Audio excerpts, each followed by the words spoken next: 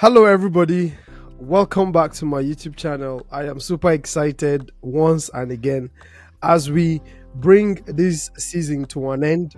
Today, I have an amazing person in the house to share his salvation story. So, you are welcome, sir. Thank you very much. I'm really glad to be on this platform. Thank you for having me. Great. Great. Okay. So yes, before we go further, can you kindly introduce yourself so that everybody would get to meet you? Okay, my name is Obaka Ikani. I am from Kogi State of Nigeria, around the Middle Belt, from Ofu local government to be precise. Professionally, an agribusiness uh, professional. I'm married and I have two kids, two lovely kids. Fantastic. Ibu should allow us singles to breathe. Every time you people have the chance, you would always rub it on our faces. I am married. I am married. I've always promised people that the day I get married, a lot of people would be implicated. All right. Thank you so much. I'm really glad to have you here and very excited as well to be able to hear your salvation story. So we'll go straight into it. Can you kindly tell us how was life like for you growing up? How was your growing up? Okay, my growing up was pretty humble. I came from a family of four siblings. I'm the third, and then my dad and mom were civil servants working with the government. And then I grew up in Makodi. Basically, I was born in Makodi, Benue State. Schooled all my life in Makodi, and growing up for me, I actually had different levels of exposure from primary to secondary school, and the bulk of that had different influences around me, apart from the influence my parents had on me. My dad and mom were devout Christians. We had to do morning devotions morning and evening, and was part of used to go to church, normal Sunday, Sunday church, Sunday school, and all of that. And then it got to the point, I think there was a switch when I got to secondary school actually. That was when I had some influences around me.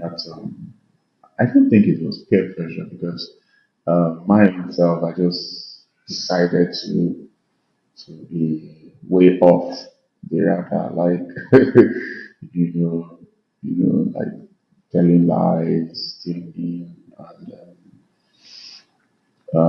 it got to the point where I think in secondary school, yeah, I changed from one secondary school to another, and a couple of friends then we met, and yeah, started smoking, started smoking, womanizing, yeah, even from secondary school. Yeah, so I'm not going to, this is very, I'm very open here, right? So I'm comfortable to say all of that. Great. So I started smoking when I was from secondary school, and I had a girlfriend, yeah. At secondary school, I had my first girlfriend, yeah. So I had prayer from home, even at that level, yeah. And so moving on to university, I got to the university. Before I got admission, I delayed for like 2 years. I got into remedial from Benue State University. That was in 2005. And after getting the admission to do remedials. I was in school and I felt like it was the 100 level, and I was just moving around, partying, clubbing everywhere. So I failed to get secure an admission after my remedial studies. So I had to come back home and then started studying again. Got admission to the university, Federal University of Agriculture, Makurdi. And I started out going to school. At this time, I became more serious with my academics, and 200 level, I got devoted to fellowship. My first year of drama, uh, drama unit. Yeah, so that I was there for a while, and then I backslided. I don't know, just like that. I think I got some very good grades. I don't know what really happened, but things just changed. Like, and I started smoking, drinking, and I was like, and I was doing it very well. My parents never knew. So, should I watch this video? They're like, come. Like, you should tell them that Obaka schools, how they, like, who told you that? So, they never caught me drunk or taking alcohol or smoking. I was very smart at what I was doing. I was very good at it. So I was very good. And the very good was that basically I was being helped by the devil to be that bad. Yeah, I was being helped because it got to the point that I couldn't, it was it almost became like an addiction, right? It became an addiction, right? And I was masturbating, I was in pornography, I was womanizing, all of that was happening. I was like, "Ah." So it got to that point where I became addicted to all of these things, and I was literally being helped by the devil, literally being helped. So I got to tell there was a point where, and this happened up until 500 level, and in fact in school I was also rugged, though I was not a cultist, but I was very rugged. They knew me in school, I was a very bad boy. And in fact, other fraternities felt I belonged to another fraternity. Like, yeah, in school it was that I was that popular with my guys, clique of friends and all that. So after we graduated, I was at home. Not really, yeah, I had finished my final exams and I moved to the house. And normal Obaka, man, everywhere. Other night we should be clubbing, we should be moving from one club to another. I don't know. I felt like, don't go anywhere, just stay at home. I just felt very quiet with myself, and I don't know what was happening. So I sat at home. People were calling me, my guys were calling me because I was the life of the party. So then, like, me and my friends, particular one, Marvin, and the other guys, if you are not in the particular party, like the whole place will be done. So I was there and I couldn't move. I didn't want to go out. I was just let me stay at home. Let me stay at home. I had consciousness that God exists. Jesus was my personal Lord and Savior and all of that. In fact, I had done my water baptism before. I done as at secondary school. Yeah, I did baptism from a local church. I did baptism and all of that. All of this time, my mom, yeah, prayerful, prayerful, spiritual. And It got to that point. I would say two things. There was a particular season of my life. I was still in the university. I think about 2 or 300 level. I was at home. There was a strike, and on my phone there were different. I had gospel music and I had worldly music all combined. There was a combined service on my phone. So and I was just scrolling, and a question popped up in my heart. Choose today which one you want to hear. You either choose God or choose this one. I was like, okay, I choose God. I deleted all the notifications. It didn't last. Though on my phone, I still had the gospel. I was still doing what I was doing.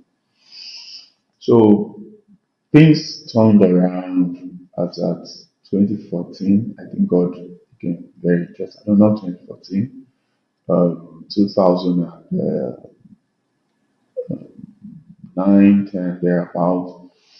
You know, the Remnant Christian Network in Makoti, Benue State, um, was established, I think, around 2007. Yeah. And we were neighbors. The church was close to my house, very close. Like I could just walk a minute to church.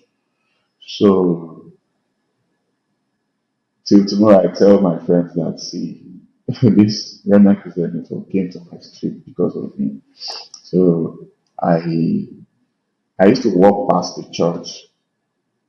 So at the time they were established, I would you pass the church and they'll be praying like loud tongues. I've never heard that kind of prayer. So there was this day I was passing. I was passing with my friend. He's a pastor now, Pastor Kings. I was like, "Omo, which kind of prayer be this? They go pray die." And to be honest, I heard a voice inside that this is where you receive Christ. This is where the journey of your life will begin. This is where you get married. I said, what kind of, where is this thought coming from? I rebuked that. I said, within me, I rebuked the thoughts. It's not going to work. So I moved on. That was like 2 days before, 2 years before I received Christ. I received Christ October 28th, 2011, officially. So that particular day, 2 days before I had finished my final exams, and I owe this to my siblings, my cousin and sister. They were living with us at the time. They were spiritual. They were blasting in tongues. They were devoted to fellowship, to God, and they're like, "What about this?" They call me Oba. What about this fellowship, this church, this ministry? They're having fellowship.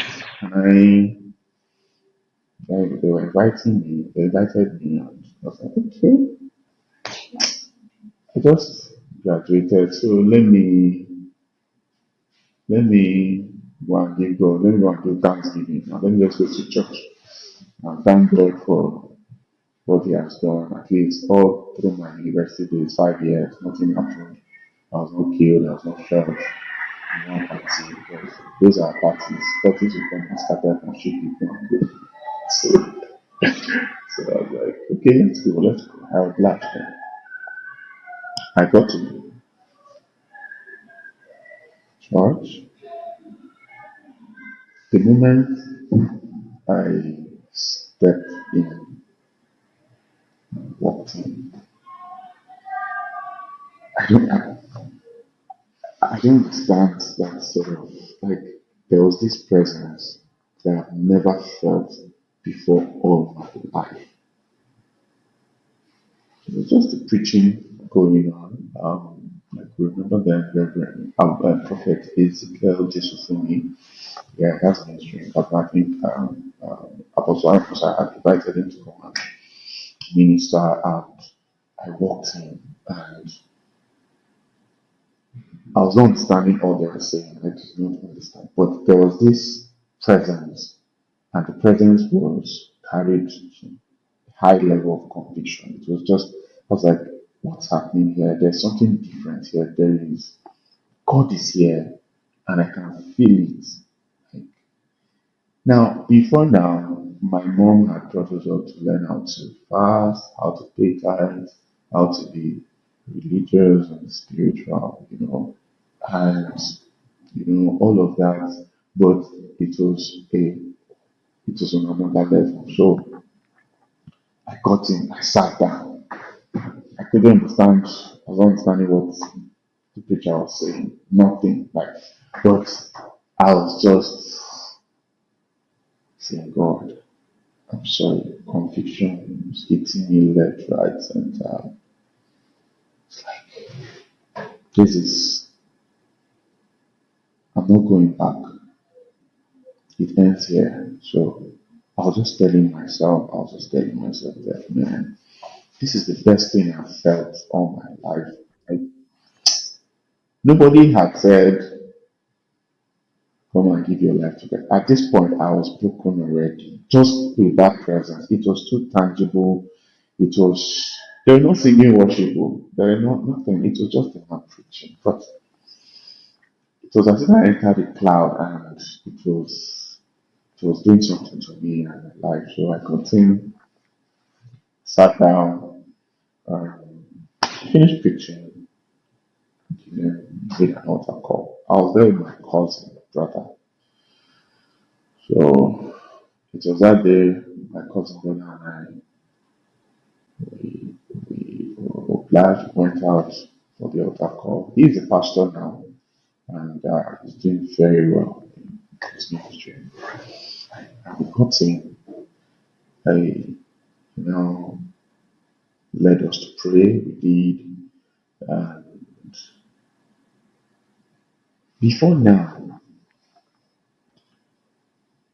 the addictions started eating me up. Like, I became very worried. I was like, I want to stop this thing. I want to stop it. Like, even 2 years before then, right? It was bad actually. When I mean bad, it was bad. I don't know how to say this. It was bad. It was very bad. I could not come for hours, yesterday, all of this. It was bad. But I was trusting God that, God, I want to stop this. I want to stop this. I want to stop this. I want to stop this. I want to stop. I want to stop. I want to stop. I want to stop.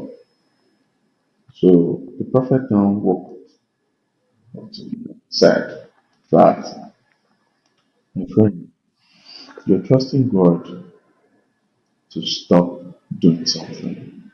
God has given you the grace to stop it. It's like, amen. That was the end of my salvation till date. So, know, after that, uh, one of the pastors that we met for counseling now led me to pray. My cousin and I was baptized in the Holy Ghost. I started praying in tongues. And I started coming for fellowship, right? I'll come for fellowship, come to our Apostle Aramios out preaching on understand anything. But I still kept on coming after the meetings. And then at some point I had to join the media unit of the ministry, right? So that I could also interact with other brethren and grow. And in school, this is what happened. I went back to school to do my clearance, and some boys, one guy walked to me, came to me and said, he heard that I've given my life. The rumor had spread that this guy is no longer the person you guys used to know. Like, he has changed. In fact, they're like, I'm working in a church now because I was just going to church. I was just in church. I was just in church. And this is what happened. I came back home, and after that night, came back home and knelt down on my bed, and I began to pray. And I asked God, I said that I I thank Him for His love over my life and for giving me the opportunity to receive Him into my heart and all of that. And I, told God that one thing I want to ask from Him is that He should give me a wife, that He knows how I've lived my life, and I don't want to go back there again. And I would not get into any relationship. I will not get into any relationship with any lady that is not my wife. And whoever the lady has prepared for me, for my destiny and life, wherever she is, let me bring her to me. And then, and I told God again that, secondly, I'm okay with my life and I'm ready to serve Him. Like that. I prayed those prayers and God heard prayers, and attending fellowship, and several things started happening to me. So I began to speak in tongues. I began to enjoy the presence of God, and the emphasis on prayer in the ministry, praying in the night, in the middle of the night. I started doing that, and then my spiritual senses started becoming activated. I started having dreams. I started hearing God, and I could pray for long hours. Spend time with God, in the presence of God for a long time. And one thing that happened to me that was very strategic was that God started speaking to me quite early enough about some certain things and what He wants me to do. There were few scriptures that He gave to me laid on my heart, that those were my principles for life. One which was in Matthew chapter 6, verse 33.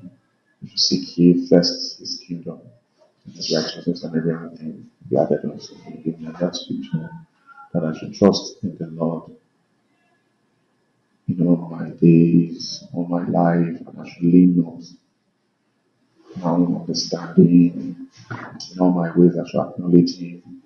He also spoke to me about first fruits, about being faithful in that and all that. And He also told me about Him giving me every land I shall step my foot, He'll give it to me, every place. Like, there were those promises that came forth, and I was like, wow. And they were teaching us early enough about prayer and how we should pray sacrificially and all of that. So I started learning how to pray quite early, and I wasn't praying selfishly, not praying for myself. So I was praying for them, interceding for the country, interceding for family, interceding for church, interceding for ministry, and all of that. And if I wanted to pray for myself, I would just take a stroll out and walk. I just talk to God as I'm talking to Him now, and along the line, I started having some encounters. So I had some very strange dreams where I was just in a dream, I'll just start levitating, I just start moving into the sky from the ground. It happened, the first time it happened, I was like, no, no, no, why am I going to please bring me down? And I came down, and second time, I was in control. I could move myself and bring myself down. I could just fly. Like, there was a particular one I was in a room, there were strange things, and I just suspended. All of those, they started happening to me, and my spiritual senses became very much activated. So at this point, a lot of people around me started noticing that yes, this young guy has changed, and In fact, immediately after that, I took action. I sent all my friends text messages and all the girls around me that I received Christ. I'm so sorry. This is this is the path I've decided to choose. Quite a number of them mocked me and said, it's not today now, but this one is, you'll come back. There was no coming back till now. No coming back to drinking, to organizing, to masturbation. There was no coming back to the great, to the glory of God, because His grace was sufficient. I would say that it was a struggle, yeah, because at some point, the things I struggled for were coming to me. Like, not really, no, yeah, it got to the point that I wasn't struggling to get ladies around me. But the offers became very strange after I received Christ. But God was with me all through the journey, gave me grace. You know, I learned that it's not to fall and there is grace. I received grace to withstand the temptation. I received grace to be strong. And that happened. And to God be the glory. I think it's another story how I finally found my wife today. It was quite spectacular because God stayed true to His promise. God stood by His promise. You know, the Holy Ghost started teaching me quite a lot of things about ministry, about church, about people. And so about friends, yeah, I told a bosom friend of mine, childhood friend, like, sorry, I'm no longer a part of this. This is the path I've chosen. After a while, he too joined me, and he's a pastor to the glory of God today. And there is this particular thing that happened. Um, yeah, we academically, I went back for my master's, and God was very much helpful to me in terms of how I was so devoted to church, fellowship. I was an active, I was very active in terms of services. I was in the transport unit. At some point, I was in the media transport, doing stuff. I was just around the church, and I was loving it. I was enjoying it. And I come back home tired. I have exams, and I ask, Holy Spirit, could you help me? I'm weak, and I have these exams. And you say, okay, read from this point to this point, read this topic, read this one, read this one, read this one. And I'll get into the example. That'll be it. Exactly what the areas I was led to read, the areas Christians came up from. And I passed exceedingly well. Like talking about how I got married. Yeah, so I was in service, I was praying. In fact, my there was a church in the village I was serving, a very remote village. It was a redeemed church, and the pastor that was in charge of the parish was very far away. To take him like 3 hours to get to church. 3 hours, yeah. Sometimes he won't be able to come, so I have to stand in after meeting you guys. So all the little experiences like career and all of that, I took it there and was running the church, and I had a dream. And in that dream, I saw myself with a particular lady. We're just walking down the beach. It's like, I woke up and I rebuked the dream. I was like, I'm here, I'm seeking God, and then thinking about my career. I'm having a dream of. I rebuked it. I was like, no, no, no, no, this is not. This is not. From where? And I heard the voice that that's your wife. How? I'm 8 years older than her. Where, like, what's happening here? And I said, okay, no problem. We need to do this. I know you, God. I had an understanding that if God says a thing, He doesn't mind bringing that witness to you over and over again. So, because He's in it, it's His will. And also, God, okay, so you know what? I'm not agreeing with you. I agree, I accept. But there are two things. One is, I'm not so strong in faith, in exercising faith. So, one is, I would agree to this, these conditions that you're going to provide for me and my family all the days of my life. On my own, I sat down with God's wife.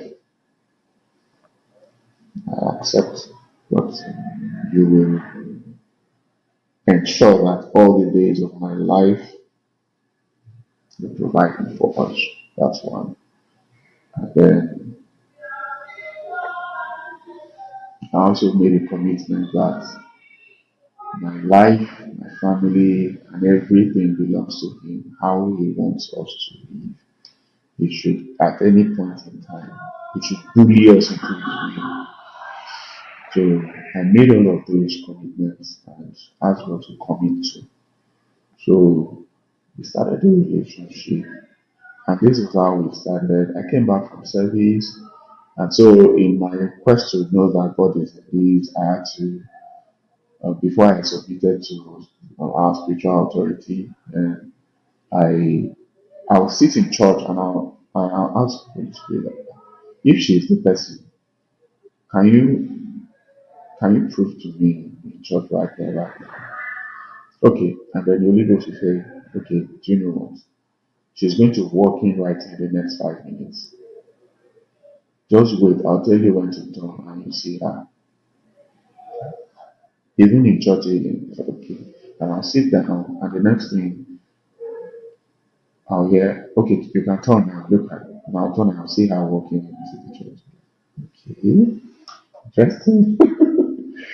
And that happened. In fact, I could demand for anything to prove that she's my wife and it will happen. Yeah, I could demand for anything, like any sign at all. Like, if she's my wife, can rain for this week. Like anything, and it will just happen. You know, God was so interested. And so we had that phase.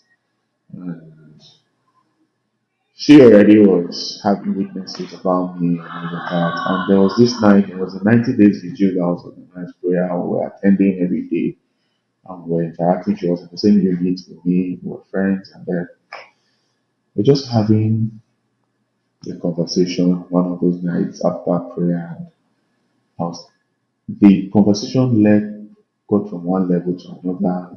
We started talking about our experiences, encounters, and what God was telling us. And we got to that point where we could no longer hide that we've been seeing each other in the realm. So, so like, okay, hello, I think we have a connection. We may not know what it is, but it's something very strong. And I think we need to commit it to God and to spiritual authority. Both of us understood that this is marriage. There was no like, oh, thus says Lord, oh, this is no, no, no, no. It just happened like in that night. And I subjected it to our father and said, okay, you go and pray about it and come back to us. He came back, he didn't take up to a week, and he met her and said, how old are you? She told him she was in school in the university time. And I was doing a master's. Go and tell him that you get married to him. What is involved? He came to me also, he said the same thing that that the signs show that God is just too involved, like God is in it, it's God's will. He gave us some tips, some rules, and guided us. We got married. So this is what happened practically. The prayers I prayed to God. Now, While in the relationship, at some point I was not working. I was working, yeah. I stopped working, right? And then I did some applications and they didn't come through. And the reasons why they didn't come through, too, it's more, I was just so fit and qualified. But just one little mistake, I knew that God was doing something. I just knew it was God. Right? So I now got the job while in the relationship. And that was funding our movement, our sitting out, our hanging out, and all that. Before our introduction, my salary increased. And then before our traditional marriage, it tripled. Before the wedding, it increased heavily. After the wedding, it increased. I said that. So this is not normal. Now we know that God has committed to. This is not the best part. My wife took him. The moment she took him to leave, yes, the moment she took him, the salary increased again. This is not salary increase that is.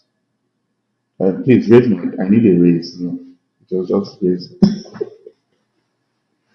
And then I got to the moment my wife took him for our second daughter, salary tripled to several digits. This is not normal. It wasn't normal. It was just God committing to his word. And ever since then, I don't know what happened. It's difficult for me to, I've never been stranded. Stranded in the sense that not just financially, but like I'm in the middle of something and I can't find help. Like things just come around and then they happen.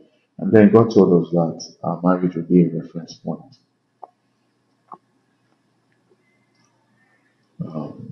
There are a lot of things to talk about. So basically, that's salvation story. If there are specific questions, I could respond to them, but at least for all I could remember here, that's all I can say for now. Wow. I I so many things are just going through my mind, from where you're coming from, to when you decide. In fact, all the questions I have to ask you, you have answered every single one of them. And and and it's just so mind-blowing how God can be committed. One of the things that really is standing out in my heart right now is that anybody that would hear this, that was in your, or that is in the place you used to be, this is like a clear roadmap that, listen, once you turn from wickedness and sin and you turn to God, this is surely the pathway. Recording this season, it is almost the same story but different drama, you know. Um I remember, I remember one of our guests was also saying how he was, involved in heavy, pornography and all. But then you will see that it's the same story, that once one changes, turns their back on sin, the story is always the same. And this proves to the fact that God is a faithful God. You Yeah, cannot you cannot just say, okay, I want to commit my life to God, and then he leaves you forsaken, and all of that. And then it doesn't matter where anybody has been. That's yeah, that's the part that, to be very honest with you, I've been recording this. that I can't understand how that no matter how deep anybody goes, Yeah. somehow Oh the yes. hand of God would reach out and Oh yes. fetch. Like as I'm talking to you right now, to be honest, I'm really emotional because like I can't even understand it. But that Oh is the yes. beauty of salvation. That is the beauty of us following Jesus. And that is the Oh yes. beauty in us sharing this story. In Oh fact, yes. one of my major reason why I decided to do this was, I was studying through um, the life of Paul and all over Acts of Apostles. Paul wasn't giving mysteries of the kingdom, 500 ways to hear the voice of God, and all. I'm not mocking that, but I'm only saying that Paul will only come and say, "See, this was who I was. Yes. I was a Jew of Jew. I am the bad guy. I used to collect letters to go and kill the Christian." That was his story. And then he got to a point that he was sharing it before kings, even the low, the high, and the mighty. It doesn't matter. The same story. Then Agrippa told him, Paul, just hold on there. You almost converted me with this, your story. For me, listening to you is no different. Not like it's not different. Like it's the same story, but different dramas. And Yeah. and and it's Yeah. so fascinating that It is. I know there are a lot of people, thousands, even millions of people that can relate to your story. So the message is always listen, just make that decision. And there Just was make it. something you said that I believe every one of us have come to that point. That voice that told you, choose. Is it the gospel music you want to hear or this other?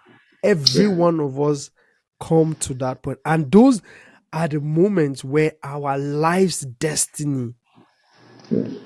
is altered forever. Forever. Yeah. Yes. God would always come to present these things to you, scattered Yes. around Bible. God will not come and force you. No, He said, Mm-hmm. I between life and death, you just choose which path Just choose. you Yeah. want to go. So for me, this is really, really fantastic and hmm, powerful. So let's just round up. You have answered all my questions, but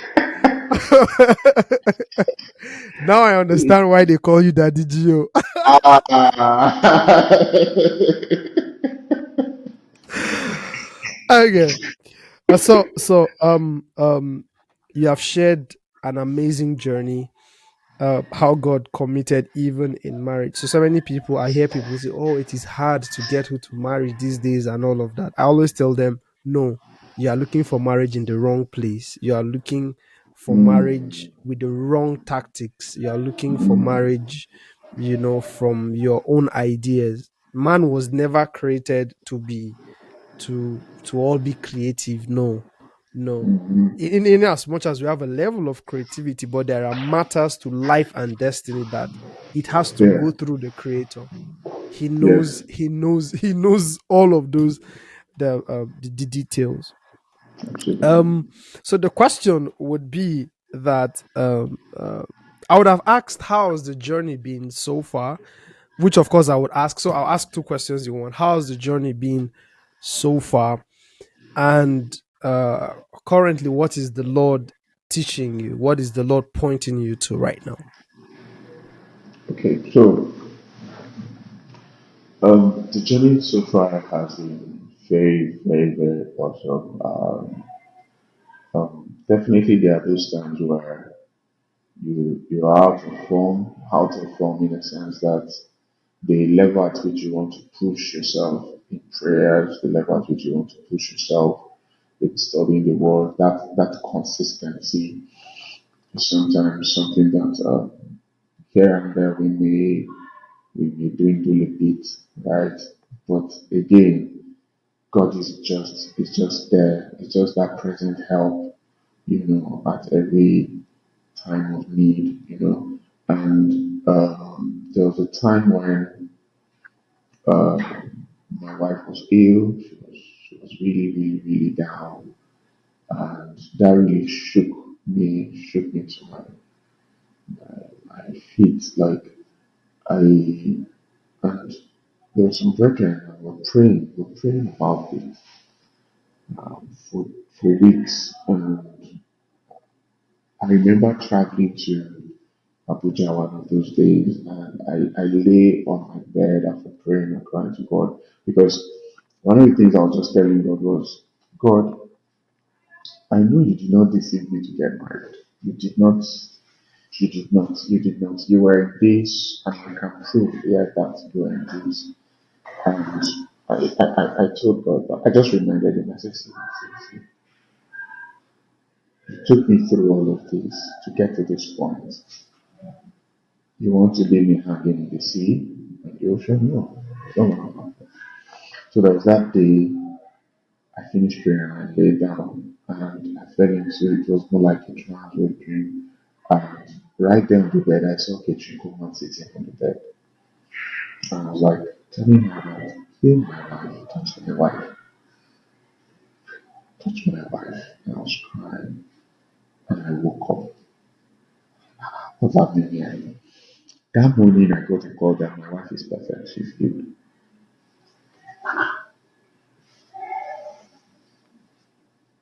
So people now say, oh, you get into it and you enjoy yourself. No, no, no, no. There are those times where we wrestle, and there are those times where, and you just know that God is just there, you know.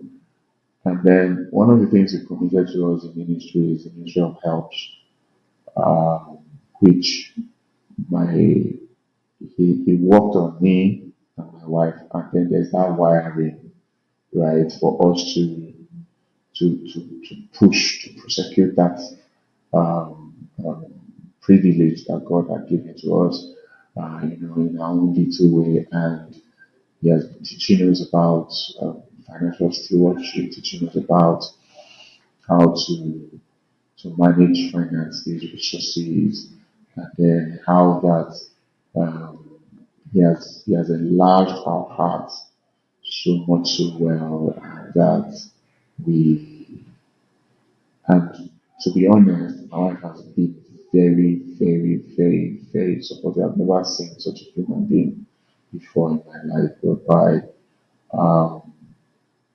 there may be nothing, I mean, not, maybe there's just some few thousands in our account, and we know we have a need, and then something comes up. And yeah, I do consult with her, but sometimes it just happens and I just do it. I'm like, oh, sorry, I just did this. I'm like, oh, no problem. Now, we all know we're in this together. And that's like, wow, like, okay. So that support also really helped. And she's very, very prophetic, highly prophetic. So that like, oh, there's this thing I'm saying, be careful with this, there's this thing I'm saying, be careful with that. You should watch these. There was a time I was in a particular country in East Africa and she had called me and said, I'm seeing this lady. She gave a vivid description about the lady. I should watch out for her and I should be careful about her. Okay. And the next thing the lady was okay. Yeah. And God has really, really helped because I knew that the devil always come back with the old strategies too. But there are times where I'll be battling lost and then she'll just come to me and say, I sense you are struggling with loss. I'm like, oh yeah, yeah, yeah. I wanted to tell you actually, it's been it's been around me. So like, and we want to just have that conversation. That's the end of it. So it's been, I would say it's been easy, rosy, right? Yeah. So, but there are those times where you just want to push some part of you, some career and all that, and you get God Himself will push your heart as a whole. So over time, we've been able to learn how to wait. There are a couple of times that we made some mistakes, there are some investments because we just feel we're wise in our own ways, and God will just have to draw me back. Oga, lean not your understanding. You remember this? Oh, I'm sorry, I'm sorry, I'm sorry. By that time, some huge amount of money have been lost. So current dealings, right? God, yes, has been teaching us to enlarge our hearts.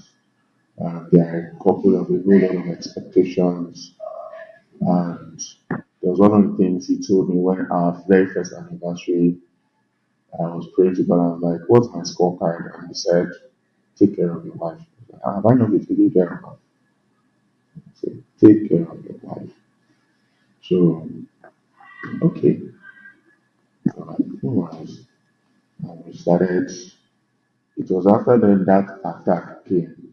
So after that happened to my wife and how we won that battle by the grace of God, he now referred me to that and said, "When I ask you to take care of your wife," because my wife was in a state whereby I was like,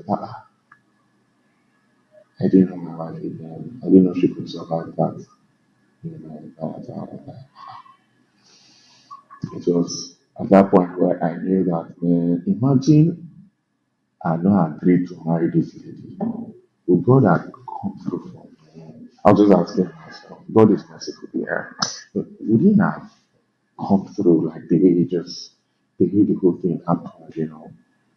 And he also referred me back to me and said, I should take care of my mother. I understood that, yes. And he was trying to tell me that there was something coming and it should not get to my mind. I should be there for her. I should be there for her 247. Right. So, and by the grace of God, I was there for her. And it was later that he was around teaching me and saying that this was what I meant. And you did quite well in, you know, being there for her and all of that. So the journey has been like that. The journey about my life, it's difficult for me to take it away from my marriage, to be honest. Right.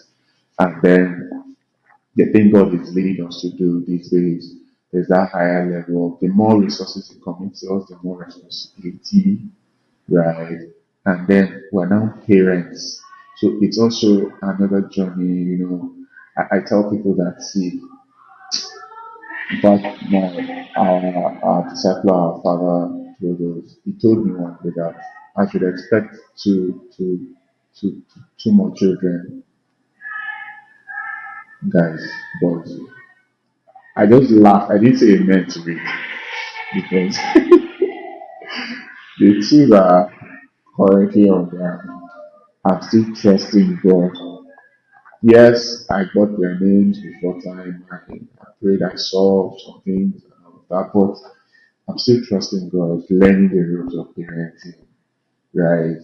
Even at that very infant stage or as they're growing up, first daughter is 3, second daughter is will be a year old by December. So modeling myself before then, leading by example, you know, it's on another level where parenting is another thing, you know. And we're learning that phase currently. God is teaching us quite a lot around how to manage these children and all of that. So, yes, there was one part of it that I've seen myself preach or minister or something, and I told God that, you know, I don't want to do anything. I have a pulpit. So,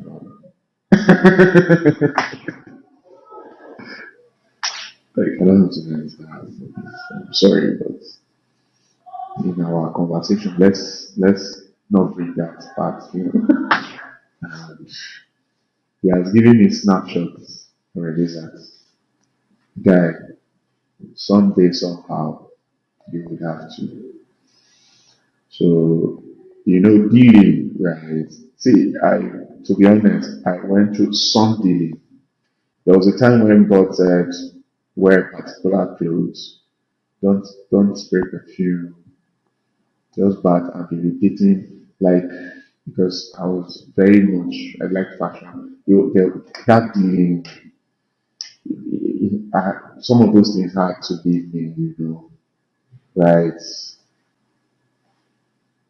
A whole lot of things that God had to teach. So there was a time I prayed to God, like, what's my issue, self? Is it self? Self, yes, like self issue. I have self in you. Okay.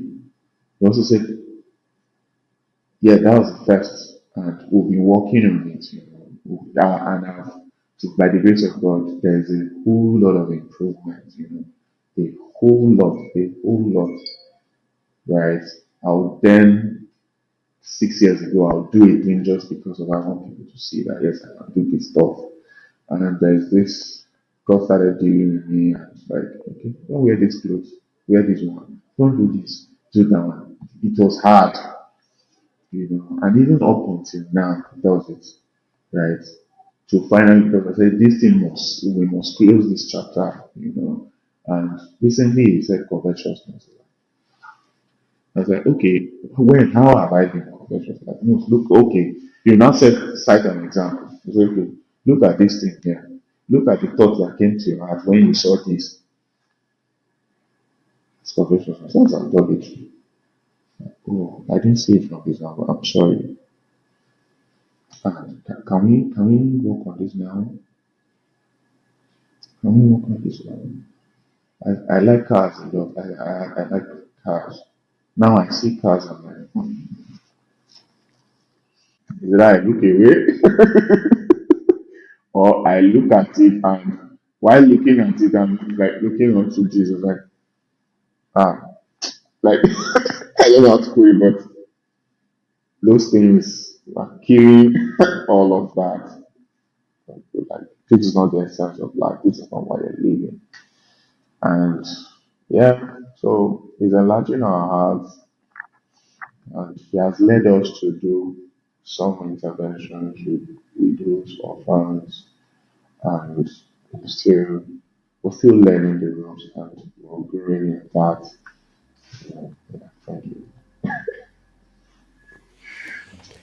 Wow, this is absolutely fantastic to be very honest. Thank And you, sir. me personally, I'm just blown away. And to be fair, I am blessed listening to you. And of course, I know a lot more people would be. I want to thank you most sincerely for sharing your story. And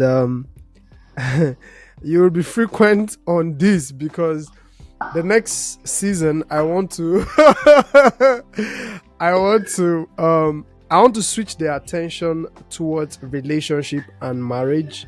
I know we had a Facebook live some days ago, which a lot of feedback is, please, we need this to be going on. Yes, that would run. However, we would have to coordinate it on podcasts like this. So I hope next time when I come calling, you will definitely be here, sir. My doors are all open to you, and sincerely, I appreciate. This is my first time sharing my story on this kind of platform. Maybe yeah, to brethren here and there, to brothers to encourage them, but this is my very first time. It's a privilege. I sincerely appreciate this. I trust that um, this story will help to encourage um, believers out there, young believers out there. Yeah, Most thank you so definitely. much. Most definitely. Thank you so much. Thank you, All sir. right, everybody.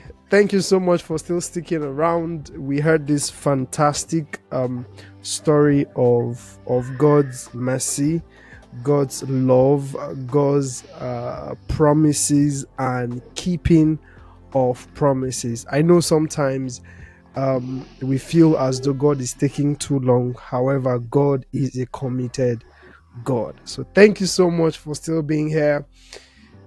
I will kindly request you to like, to share, and to subscribe to the channel. And of course, we are only getting started. Thank you, everyone. Have a blessed day. Bye bye. Bye.